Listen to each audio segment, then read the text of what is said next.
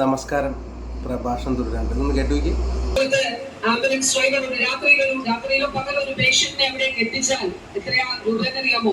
2 ആശുപത്രികളുടെ ഡോക്ടേഴ്സ് ഒക്കെ എടുത്ത് പറഞ്ഞു അവിടെ 10,000 രൂപ, ഒരിടത്ത് വൗച്ചർ കൊടുക്കും 10,000 രൂപ. ഒരു രാത്രി 5 പേഷ്യൻസിനെ എത്തിച്ച 50,000 രൂപ എവിടെ നിന്ന് ഈടാക്കും? പേഷ്യന്റിന്റെ ബില്ലിൽ നിന്ന് ഈടാക്കും. എന്താലേ 5 വർഷം തീരാറായപ്പോൾ മനസ്സിലാക്കിയ ഒരു സത്യം ബഹുമാനപ്പെട്ട ആരോഗ്യമന്ത്രിക്ക് പൂച്ചെണ്ടുകൾ കേട്ടോ. കാരണം എത്രയോ മനുഷ്യരിങ്ങനെ പറ്റിക്കപ്പെട്ടുകൊണ്ടിരിക്കുകയാണ് ഇപ്പോഴും.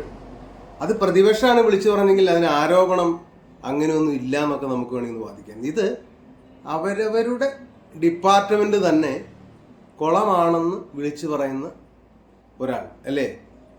അപ്പം നമ്മളൊക്കെ ശരിക്കും പറഞ്ഞാൽ നമ്മളൊക്കെ ഒന്നും അല്ല എന്ന് തന്നെ പറയാം. കാരണം ഇവർക്ക് പോലും ഇത്രയും നാളായിട്ട് അല്ലെങ്കിൽ ഒരു നടപടി എടുക്കാൻ പറ്റാത്ത ഇടത്ത് നമ്മളൊക്കെ ഇത് അനുഭവിക്കാന്നല്ലാണ്ട് എത്രയോ ആളുകളെ ഈ ഹോസ്പിറ്റലുകാർ പറ്റിച്ചിട്ടുണ്ടാവും അല്ലേ.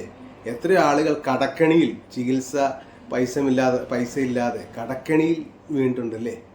ഇതൊന്നും അറിയാതെ ഒരു കൂട്ടം ആശുപത്രികൾ ഇങ്ങനെ മനുഷ്യരെ കൊല്ലാനായിട്ട് മാത്രം ഇറങ്ങിയിരിക്കുകയാണ് എന്ന് പച്ചയായി വിളിച്ചു പറയുന്ന നമ്മുടെ ബഹുമാനപ്പെട്ട ആരോഗ്യമന്ത്രി.